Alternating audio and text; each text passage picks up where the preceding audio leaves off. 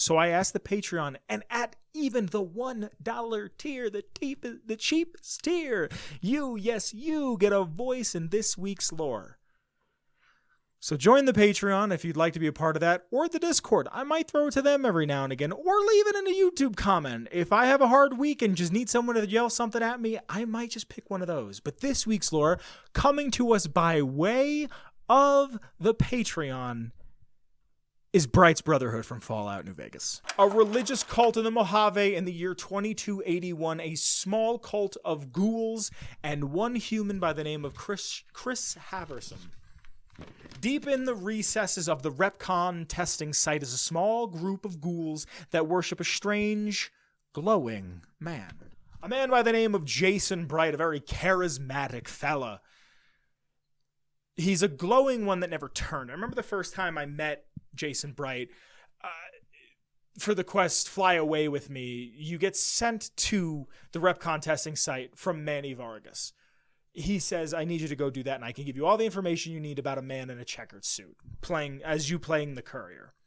For a long time, I thought this quest was a story quest. Like, I thought this was I didn't realize this was a side quest. I thought this was a mandatory quest. Every single playthrough I've done of New Vegas included this, just because I thought it's the thing to do. I just thought that's what you do. You start New Vegas, you find the ghouls at the Repcon site, you talk to Manny, you come back, you get Boone, and you're on your way. Like, for some reason in my head, it's just like, if you ask me, is the Battle of Hoover Dam a main quest? I'd be like, yes, but so is Come Fly Away With Me. So the first time I ever met Jason, I remember thinking, like, do I shoot this man? Like, obviously not. They're walking around, but still, he's a glower. He's a glowing man. He and his other ghouls and Chris are on a great journey in search of the far beyond. It's the cult's ultimate goal. It's believed that the far beyond is a radiated paradise, a toxic Eden, a mutated Nirvana, another synonym with another place, another noun.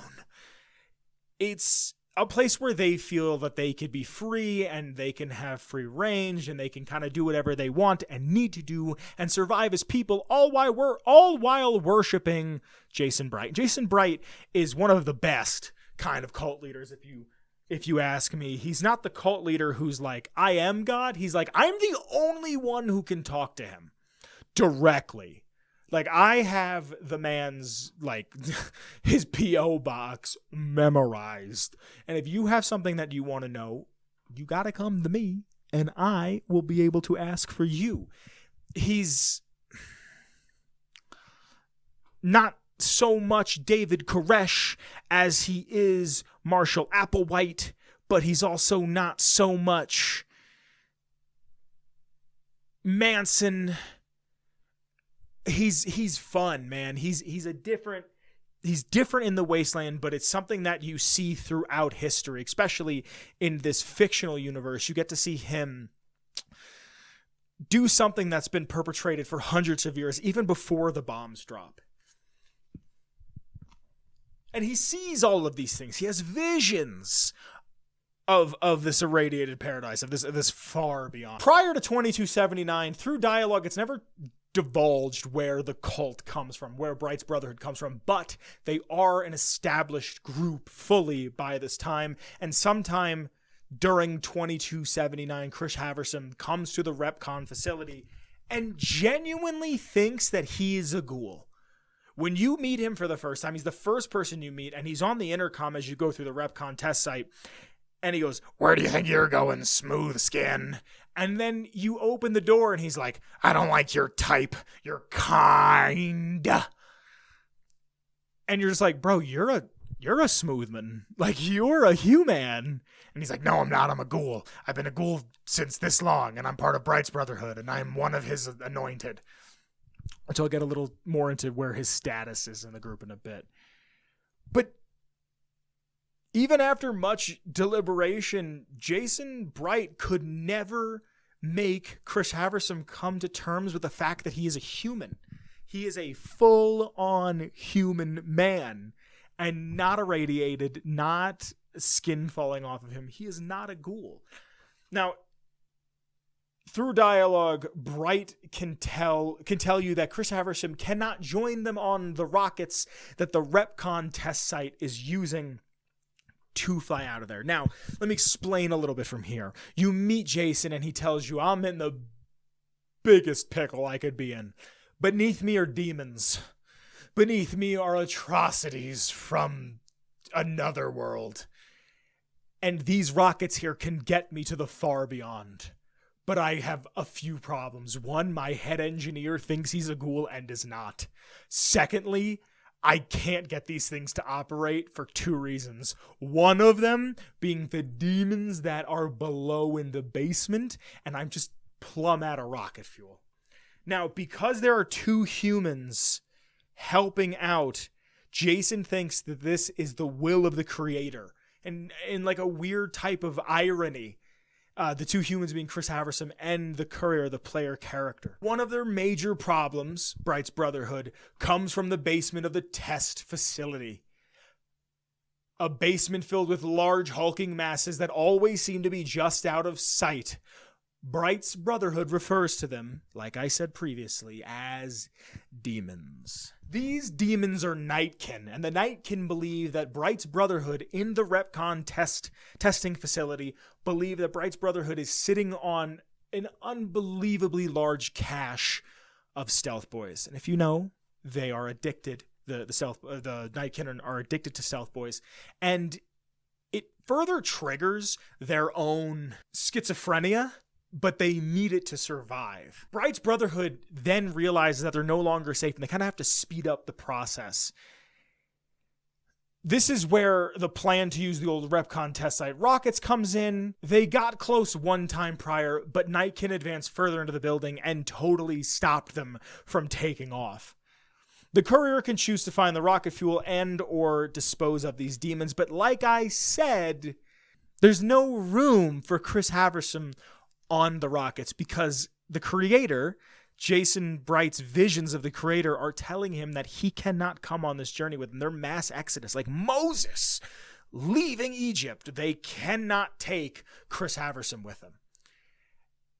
And because of this, Jason feels bad, but at the same time he's like, yeah, but I got to go to Salvation, homie. Now, through dialogue, I don't believe that there's any way for you to convince Jason Bright to put Chris Haversham on the rockets with him. But through a dialogue option, you could convince him that either he isn't a ghoul, or you can convince him that you can let him believe that he is a ghoul, but he still goes to Novak and resides there. Now, you can grab the rocket fuel.